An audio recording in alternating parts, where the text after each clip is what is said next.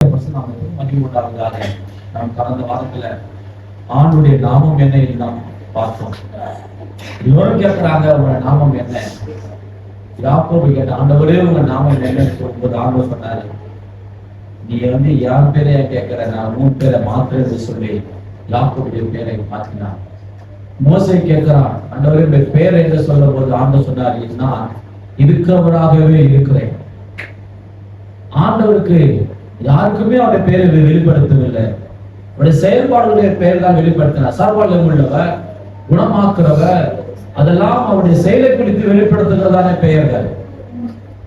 அவருடைய குணாதிசயங்களை, அன்புள்ளவர், இரக்கம் உள்ளவர், தயவுள்ளவர், அதெல்லாம் அவருடைய குணாதிசயங்களை பொறுத்துதான பெயர்கள். நமக்கும் பல பேர் இருக்கும். நம்ம வேலை செய்யற இடத்துல நமக்கு கார் ஓட்டணும்னு சொல்லுவாங்க, டிரைவர் சொல்லுவாங்க, பேர் என்ன இருக்கும், வேற பேரா இருக்கும். ஆனா நம்ம கூப்பிடுறது டிரைவர், மேனேஜர், மேனேஜருக்கு வேற பேரா இருக்கும், நம்ம கூப்பிடுறது மேனேஜர். அது போலதான் ஆண்டவருக்கு ஒரு பெயர் இருந்தது. ஆனா அந்த பெயரை யாருக்கும் வெளிப்படுத்தவில்லை. எல்லோரும் ஆண்டவரை பல பேர்ல அழைத்தார்கள், பல பேர்ல அவர் கூப்பிட்டார்கள் பழைய ஏற்பாட்டு காலத்துல. ஆனா புதிய ஏற்பாட்டு காலத்துல அந்த சர்வ வல்லமையுள்ள தேவன் மனுஷ ரூபம் எடுத்து இயேசு கிறிஸ்துவின் நாமத்திலே அவர் வெளிப்பட்டார். அதனால வேதம் சொல்லுது, எல்லா நாமத்துக்கும் மேலாக அவர் நாமம் உயர்த்தப்பட்டது. இயேசு கிறிஸ்துவின் நாமம் உலகத்தில் இருக்கிறதான எல்லா நாமத்துக்கும் மேலாக உயர்த்தப்பட்டிருக்கிறது. அவர் நாமம் சொல்லும் போது இன்றைக்கும் பிசாசானவர் பயந்து கொண்டுதான் இருக்கிறார். அவர் நாமும் சொல்ல சொல்ல இன்றைக்கும் ஆண்டவர் அற்புதம் செய்கிறார். இயேசு கிறிஸ்து ரத்தம் ஜெயம் என்று சொல்லும் போது நம்முடைய வாழ்க்கையில பாதுகாப்பு கட்டளையிடுகிறார்.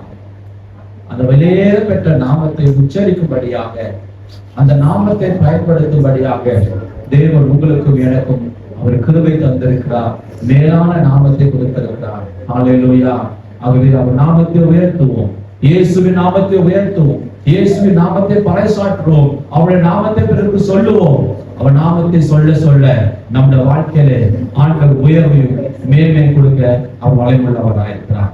இன்றைக்கு கூட யோவான் புஸ்தகம் 1ஆம் அதிகாரம், யோவானுடைய புஸ்தகம், யோவான் சுவிசேஷ புஸ்தகம் 1ஆம் அதிகாரம் 17ஆம் வசனம், 16, 17, 18. அவருடைய பரிபூரணத்தினால் நாம் எல்லோரும் கிருபையின் மேல் கிருபை பெற்றோம். எப்படி எனில் நியாயப்பிரமாணம் மோசேயின் மூலமாய் கொடுக்கப்பட்டது. கிருபையும் சத்தியமும் இயேசு கிறிஸ்துவின் மூலமாய் உண்டாயின. கிருபையும் சத்தியமும் இயேசு கிறிஸ்து மூலமாய் உண்டாயின. என்ன சொல்றோம்? கிருபையும் சத்தியமும் இயேசு கிறிஸ்து மூலமாய் உண்டான. எல்லாரும் கிறிஸ்டியன் சொல்லுவோமா? கிருபையும் சத்தியமும் இயேசு கிறிஸ்து மூலமாய் உண்டான. இன்னும் ஒரு முறை, கிருபையும் சத்தியமும் இயேசு கிறிஸ்து மூலமாய் உண்டான. நமக்கு கிருபை யார் மூலமா உருவாக்கப்பட்டிருக்கிறது? இயேசு கிறிஸ்துவின் மூலமாய் உருவாக்கப்பட்டிருக்கிறது.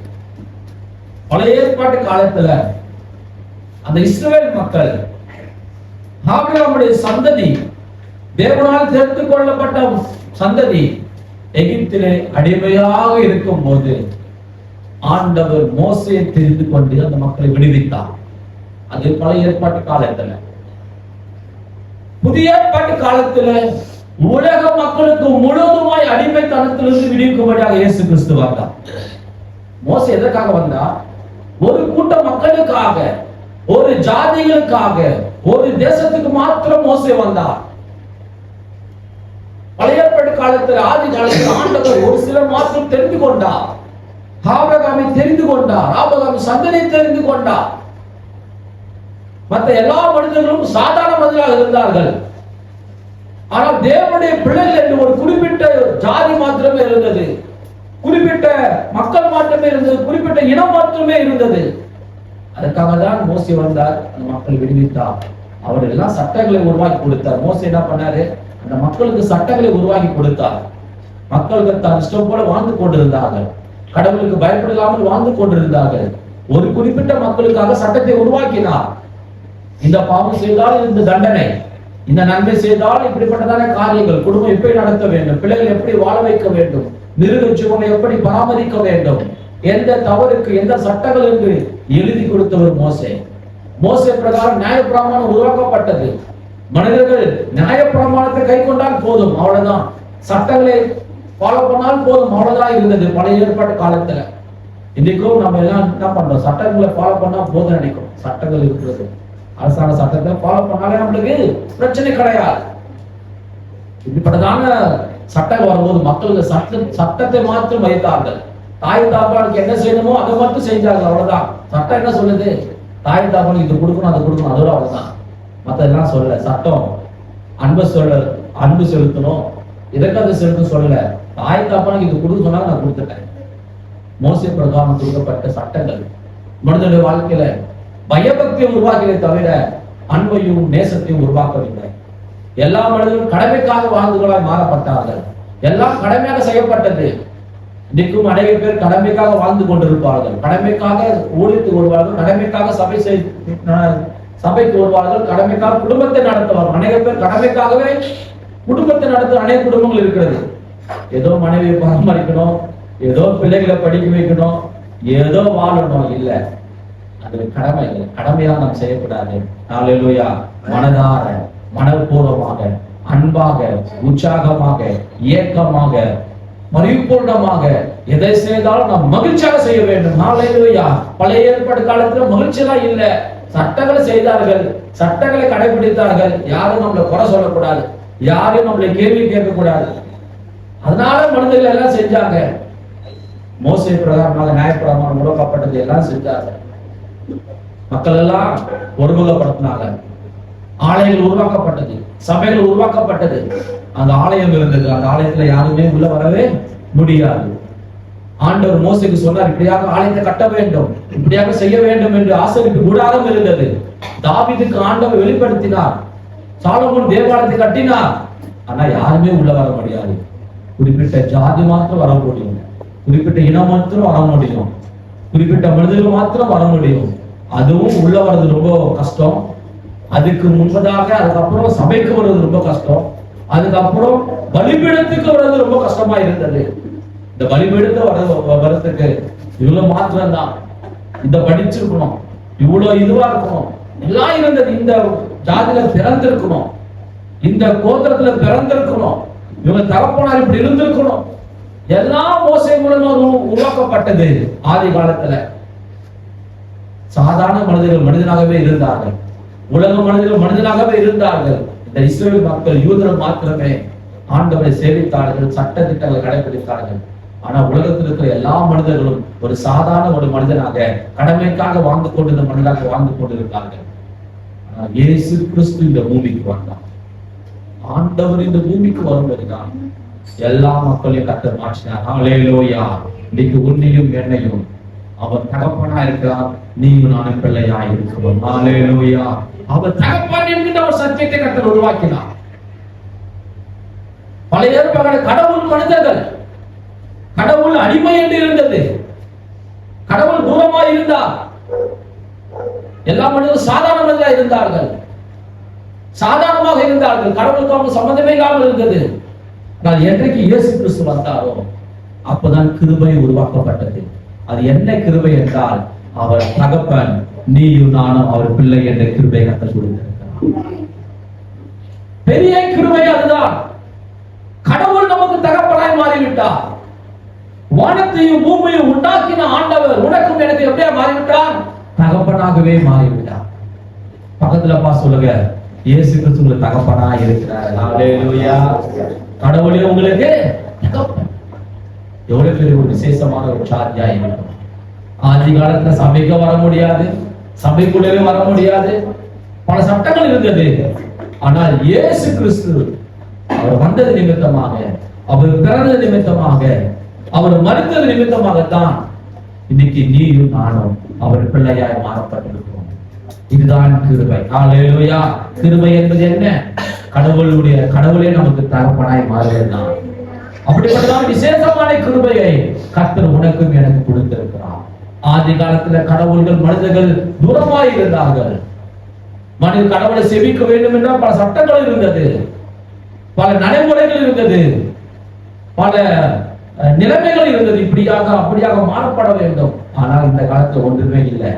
அவர் நமக்கு தகப்பனா இருக்கிறார், நீயும் நான் அவர் பிள்ளையா இருக்கிறோம். ஹல்லேலூயா. இப்படிப்பட்டதான கிருபைகள் யாரு மூலமா உருவாக்கப்பட்டது? இயேசு கிறிஸ்து மூலமா உருவாக்கப்பட்டது. இரண்டாவதாக சத்தியம். சத்தியம் உருவாக்கப்பட்டது. வேதம் சொல்லுது, இயேசு கிறிஸ்து மூலமா என்ன உருவாக்கப்பட்டது? கிருபையும் சத்தியமும் உருவாக்கப்பட்டது. மோசே நிமித்தமாக சட்டங்கள் உருவாக்கப்பட்டது. மனிதர்கள் சட்டங்களை உருவாக்கினார்கள், சட்டங்கள் படி நடந்தார்கள். ஆனா இயேசு கிறிஸ்து மூலமாக கிருபைகள். இரண்டாவது சத்தியம். அது என்ன சத்தியம் என்றால், முதலாவது தேவனை தேட வேண்டும், இரண்டாவது உன்னை போல் பிறரை நேசிக்க வேண்டும். ரெண்டுதான். இந்த சத்தியத்தை ஆண்டவர் உருவாக்கினார். ஆதி காலத்துல நீ மட்டும் நல்லா இருந்தா போதும், அவனுக்கு கூட சட்டம் இருந்தது. ஆனா புதிய காலத்துல இயேசு கிறிஸ்து மூலமாக ஆண்டவர் சொன்னார், எனக்கு இருக்கிற கர்த்தருக்கு அடம் கொடுக்கிறான், பிறகு நீங்க என்ன செய்றீங்களோ அது எனக்கே செய்தாயிற்று. பழைய ஏற்பாடு காலத்துல கடவுளுக்கு பலி செலுத்தினார்கள், மிருகத்தை பலி செலுத்தினார்கள். மோசே சொன்னார் பலி செலுத்த வேண்டும், அது கட்டளையாக இருந்தது. புதிய காலத்துல எந்த பலி செலுத்த தேவையில்லை, நானே பலியாக வருகிறேன் என்று சொல்லி இயேசு கிறிஸ்து பலியாக வந்தார். ஆண்டு சொல்ல, நீங்க எனக்கு ஒன்றும் செய்ய தேவையில்லை, இந்த வானமும் இந்த பூமியும் என்னுடையது. காணிக்கலாம் எதுக்காக தருகிறது என்றால், கடவுளுக்கு நன்றி செலுத்தும்படியாக தருகிறோம். ஹல்லேலூயா. கடவுள் என்னை உயர்த்தி வைத்திருக்கிறார், என்னை பாதுகாத்து வைத்திருக்கிறார், கடவுள் என்னை பராமரிக்கிறார் என்று நாம் சொல்லுகிறோம். ஆண்டவருக்கு பண தேவையே இல்லை, கடவுளுக்கு நன்றி செலுத்தும்படியாக காணிக்கை செலுத்துகிறோம். ஆண்டவர் சொன்னார், நீங்க எனக்கு ஒண்ணும் செய்யாத, எனக்கு நீ செய்யலைன்னா பிறருக்கு செய். ஹல்லேலூயா. பழைய ஏற்பாடு காலத்துல கடவுளுக்கு பலி செலுத்த வேண்டும், கடவுளுக்கு அதை செய்ய வேண்டும், இது செய்ய வேண்டும் இருந்தது மோசே பிரகாரம்.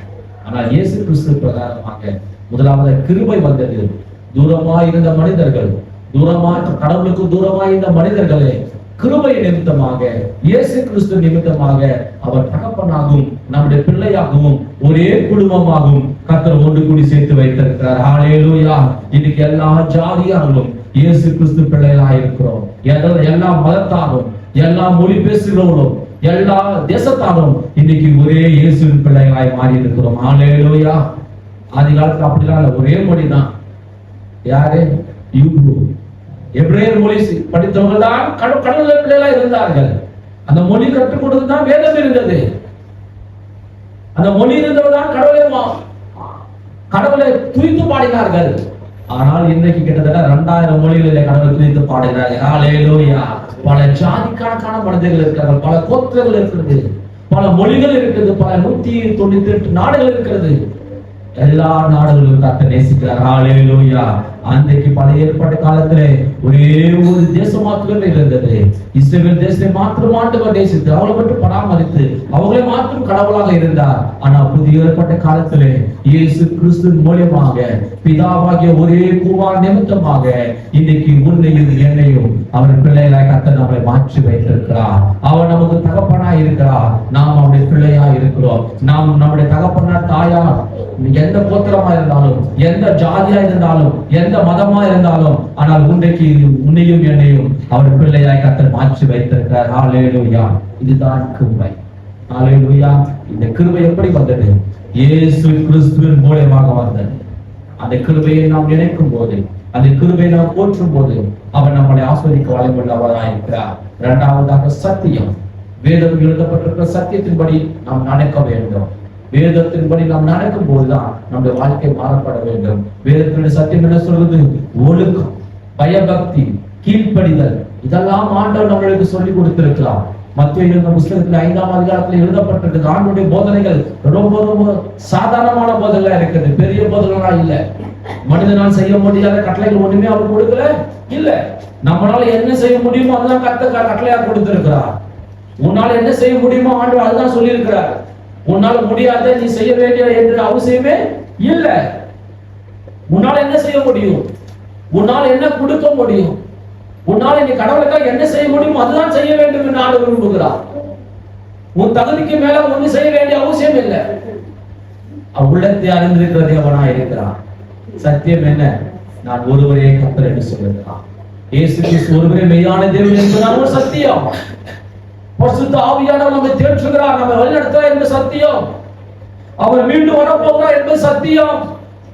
பரிசுத்த ஆவியானவர் உங்களுக்குள் எங்களுக்குள் இருக்கிறார் என்பது சத்தியம். உனக்கும் எனக்கும் தேற்றவாளன் இருக்கிறார். நானே வழியும் சத்தியம் ஜீவனுமாய் இருக்கிறேன் என்பதுதான் சத்தியம். இந்த சத்தியம் யார் மூலியமாக உருவாக்கப்பட்டது? இயேசு கிறிஸ்துவின் மூலியமாக உருவாக்கப்பட்டது. அவரை அன்றி பரலோக ராஜ்யத்துக்கு யாரும் போக முடியாது. அவரை அன்றி யாரும் பரலோக ராஜ்யத்துக்குள் நுழைய முடியாது. அதுதான் சத்தியம். அன்று சொல்ற, நானே வழியும் சத்தியமும் ஜீவனுமாய் இருக்கிறேன். அவர் ஒருவர் மாத்திரமே பரலோக ராஜ்யத்துக்கு போக வழி. அவரிடத்தில் நாம் திரும்புவோம், அவரை நோக்கி பார்ப்போம், அவரிடத்தில் நம்முடைய வாழ்க்கையை அர்ப்பணிப்போம். இந்த நல்ல வாய்ப்பை கத்த நமக்கு கொடுத்திருக்கிறார், அவர் நாம் நேசிக்கிறதுக்கு. ஹல்லேலூயா. காற்று உள்ளதை போல காற்று உள்ள போதே ஊற்றிக் கொள்ள வேண்டும். இப்போது நம்ம நல்லா இருக்கோம், இப்போது நாம் கடவுளை சேவிப்போம், இப்படி தேவனை நாம் துதித்து பாடுவோம், தேவனை ஆராதிப்போம், அவர் நாமத்தை உயர்த்துவோம். பலவீனமான நேரத்துல, கடன் பிரச்சனைல, அவமானத்துல ஆண்டவரை கூப்பிடுறதோடைய இப்ப நல்லா இருக்கும்போதே கத்தரை துதிப்போம். ஹல்லேலூயா. வியாதி வந்த பிறகு கடவுளை நோக்கி கூப்பிடுறத பார்க்கிறோம். நன்றா இருக்கும் போது நாம் தேவனை ஆராதிக்க வேண்டும், தேவனை துதிக்க வேண்டும். நீங்கள் எவ்வளவா தேவனை உயர்த்துகிறீர்களோ, எவ்வளவு தேவன நாமத்தை உயர்த்துகிறீர்களோ, எவ்வளவு துதித்து பாடுகிறீர்களோ, அவ்வளவாய் கர்த்தர் உங்களை உயர்த்த வல்லமையுள்ளவராய் இருக்கிறார். ஹல்லேலூயா. இதான் ரகசியம். கர்த்தரை உயர்த்துகிறவர்கள் கர்த்தர் அவங்களை உயர்த்துகிறார். ஆசீர்வாதத்திலும், செல்வத்திலும், பணத்திலும், பேர் புகழிலும், வேலைஸ்தான இடத்திலும் கர்த்தர் உயர்த்துவார். காரணம், நாம் கர்த்தரை உயர்த்த வேண்டும், தனிமையில உயர்த்த வேண்டும். கர்த்தாவே, நீர் பெரியவர், நீர் மாறாதவர், நீர் ஜீவிக்கிறவர், நீர் உயிரோடு கூட இருக்கிறவர், நீர் ஒருபோதும் கைவிடாதவர், நீர் எங்களை பராமரிக்கிறவர், எங்களை தேற்றுகிறவர், எங்களை ஆற்றுகிறவர் என்று நீங்கள் அவரை உயர்த்த உயர்த்த உயர்த்த நான் சொல்லுகிறேன், உன்னை கர்த்தர் உயர்த்த வல்லமையுள்ளவராய் இருக்கிறார். நம்முடைய வாழ்க்கையில உயர்வு வேண்டும் என்று சொன்னால், நம்முடைய வாழ்க்கையில மேன்மை வேண்டும் என்று சொன்னால், முதலாவதாக நாம் தனிமையிலே ஆண்டவர் உயர்த்த பழகிக் கொள்ள வேண்டும். ஆண்டவர் நாமத்தை உயர்த்த பழகும் போது நான் சொல்லுகிறேன், நிச்சயமாக கர்த்தர் உன்னையும் என்னையும் ஆஸ்வதிக்க வல்லமையுள்ளவராய் இருக்கிறார். அவருடைய கிருபையின் மூலமாக நீயும் நானும் அவருக்கு பிள்ளையாக மாறப்பட்டோம். சத்தியத்தை கர்த்தர் நமக்கு கொடுத்திருக்கிறார். வேதத்துடைய ரகசியத்தை ஆண்டவர் சுருக்கமாக ஒரே வசனத்துல முடிச்சிட்டார். என்னை அன்றி உனக்கு வேற தேவர்கள் வேண்டாம். இரண்டாவதாக, உன்னை போல் பிறரை நேசி. அவ்வளவுதான். உன்னை போல் பிறரை நேசி. நம்ம எப்படி நம்ம நேசிக்கிறோமோ, நமக்கு வேலைக்கு 3 வேலை, சில பேர் 4 வேலை சாப்பிடுறீங்க. 3 வேலை வந்தனே என்ன டைம் என்ன சாப்பிடுறோமோ நினைச்சு பார்க்கணும். அவங்க சாப்பிட்டாங்களா இல்லையா நம்ம நினைச்சு பார்க்கணும். நாம எப்படி நம்மளோட ட்ரெஸ்ஸை பார்த்து வாங்கணுமோ, பிறருக்கு வாங்கும்போது பார்த்து வாங்கணும். ஹல்லேலூயா. நம்மளுடைய உடம்பு சரியில்லைன்னா நம்ம போய் எப்படி ஹாஸ்பிட்டல்ல போயிட்டு ஃபர்ஸ்ட் ஆளா போய் டோக்கன் வாங்கி நிக்கிறோமோ, அப்படியாக பிறருக்கு அந்த உடம்பு சரியில்லைன்னா ஃபர்ஸ்ட் ஆளா போய் டோக்கன் வாங்கி நிக்கணும். ஹல்லேலூயா. ஆண்டவர் அதை நமக்கு கற்றுக் கொடுத்திருக்கிறார். உன்னை போல் தேசி. யாரையும் அற்பமா எண்ணாதீர்கள், யாரையும் நீ சாதாரணமா எண்ணாதீர்கள். எல்லோரும் தேவனுடைய பிள்ளைகளா இருக்கிறோம். ஹல்லேலூயா. இன்னைக்கு நீயும் நானும் எல்லாருமே ஆண்டவர் பிள்ளையா மாறப்பட்டோம். ஆதி காலத்துல லேவியன் மாத்திரம்தான், இவங்களை மட்டும்தான் தேவனை ஆராதிக்க முடியும். இவர்கள் உயர்ந்தவர்கள், இவர்கள் தான் சிறந்தவர்கள், இவர்கள் தான் மேன்மையானவர்களா இருந்தார்கள். இன்னைக்கு யாருமே இல்லை, எல்லாம் சமநிலையில. ஹல்லேலூயா. ஆண்டு சொல்லிட்டார், எனக்கு எல்லாரும் ஒருத்தர் தான். ஹல்லேலூயா. அவர் பார்வையில எல்லாரும் ஒண்ணுதான். நான் பாஸ்டர் தான், நானும் ஆண்டோட பிள்ளை தான், நீங்க விசுவாசிகள் தான், நீங்களும் தேவனுடைய பிள்ளைகள் தான். யாரா இருந்தாலும், எந்த பிஷப்பா இருந்தாலும், யாரா இருந்தாலும் நம் தேவனுடைய பிள்ளைகள் தான். ஹல்லேலூயா. அந்த ஐக்கியத்தையும் அந்த கிருபையும் இயேசு கிறிஸ்துவின் மூலமா உருவாக்கப்பட்டது. இந்த சத்தியம் அவர் மூலமா உருவாக்கப்பட்டது. ஆண்டவர் சத்தியமா இருக்கிறார், இயேசு ஒருவர் சத்தியமா இருக்கிறார். அவர் வாழ்ந்ததுக்கு அடையாளம் இருக்கிறது, அவர் மரித்து போனதுக்கு அடையாளம் இருக்கிறது. அவருடைய கல்லறை இன்றைக்கும் திறந்திருக்கிறது. ஏனென்றால் அவர் உயிரோடு கூட இருக்கிற தெய்வமா இருக்கிறார். எதற்காக உயிர் திறந்தார்? உனக்கும் எனக்கும் உதவி செய்யும்படியாக, உன்னையும் என்னை ஆற்றும்படியாக, உன்னையும் என்னை தேற்றும்படியாக, உன்னுடைய மன விருப்பத்தை என்னுடைய மன விருப்பத்தை அவர் நிறைவேற்றும்படியாக இன்றைக்கும் அவர் ஜீவித்துக் கொண்டிருக்கிறார். ஹல்லேலூயா. மன விருப்பம், என்னுடைய மன விருப்பத்தை அவர் நிறைவேற்றுவார். நம்முடைய பிரச்சனை எல்லாம் அவரிடத்தில் சொல்லுவோம், நம்முடைய தேவைகள் எல்லாம் அவரிடத்தில் சொல்லுவோம். கிறிஸ்துமஸ் நாளிலே நமக்கு அநேக தேவைகள் இருக்கு. கர்த்தரிடத்திற்கு ஒரு தேவை சொல்லுங்க. ஹல்லேலூயா. முதலாவதாக உங்களுக்கு இருக்கிறத பிறகு செய்யுங்க. ஹல்லேலூயா. இந்த கிறிஸ்துமஸ்க்கு நம்ம யாருக்காவது உதவி பண்ணணும். பக்கத்துல பாசம் யாருக்காவது உதவி பண்ணுங்க, பக்கத்துல பாசம் யாருக்காவது உதவி பண்ணுங்க. ஆமா, 10 ரூபாய் இருந்தாலும் ஒரு 2 ரூபாய் யாருக்காவது போய் கொடுங்க. ஹல்லேலூயா. அது ஒரு எதிர்பார்க்க கூடாது. வருதோ இல்லையோ நான் பிறருக்காக கொடுக்க வேண்டும். இந்த கிறிஸ்துமஸ் நாளில் இயேசு கிறிஸ்து அன்பை பிறருக்கு சொல்லுங்கள், பிறருக்கு கொடுங்கள். இயேசுவின் அன்பை இல்லாத எல்லாருக்கும் உலக மக்களுக்கு என்ன தெரியும்? கிறிஸ்துமஸ்னா கேக் கொடுப்பாங்க, நல்லா சாப்பாடு கொடுப்பாங்க. அதுதான் இயேசு கிறிஸ்துவின் அன்பை பிறருக்கு சொல்ல வேண்டும், பிறகு கொடுக்க வேண்டும், பிறகு காட்ட வேண்டும். முதலாவதாக நமக்கு யார் தரோட எதிர்பார்க்க நாம பிறகு கொடுப்போம். ஹல்லேலூயா. கர்த்தர் நம்மளை ஆசீர்வதித்து நம்ம நடத்த வளர்க்கிறவனாக இருக்கிறார். இந்த வருகிற நாட்களில் கிறிஸ்துமஸ் நாளிலே பிறகு தேவனுடைய அன்பை பற்றி சொல்லுவோம், பிறகு கனம் கொண்டுவோம், பிறகு நேசிப்போம், பிறகு கொடுப்போம், ஆண்டுடைய அன்பை சொல்லுவோம். நிச்சயமாகவே கர்த்தர் உன்னையும் என்னையும் ஆசீர்வதிக்க தேவனாக இருக்கிறார். இயேசு கிறிஸ்து மூலியமாக கிருபையும் சத்தியமும் வழங்கப்பட்டது. அந்த கிருபை தான் உன்னையும் என்னையும் நீதிமானாய் மாற்றிருக்கிறது. அவர் தகப்பனா இருக்கிறார், நம்ம பிள்ளையா இருக்கிறோம். சத்தியம் நம்மை போல நேசிக்க வேண்டும். இதுதான் ஆண்டவர் அழகாக ஈஸியாக சொல்லிவிட்டு இருக்கிறார். இதை நாம் கடைபிடிப்போம், அவரை நோக்கி பார்ப்போம், அவரை ஆராதிப்போம். கர்த்தர் நம்மை நேசிக்க உள்ளவர்.